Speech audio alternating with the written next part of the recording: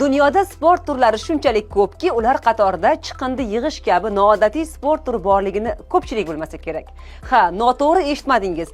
Yaponlar o'ylab topgan shunday sport turi bor. Uning nomi spagomi. Bu sportda avvalasi 3 kishilik jamoaga bo'linish kerak.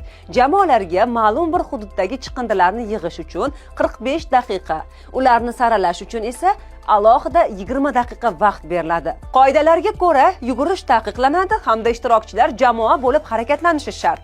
Chiqindilarning turi va og'irligidan kelib chiqib ball beriladi. Masalan, tabiatga eng ko'p zarar keltiradigan sigaret qoldiqlari uchun ko'proq ball olish mumkin. Yakunda esa ko'p ball yig'gan jamoa g'olib bo'ladi. Spagomi bo'yicha dastlabki rasmiy musobaqa 2008-yilda o'tkazilgan.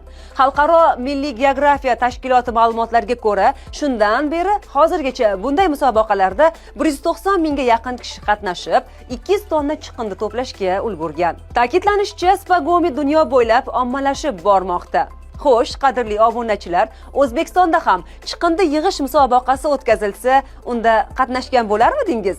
Javoblaringizni izohlarda yozib qoldiring.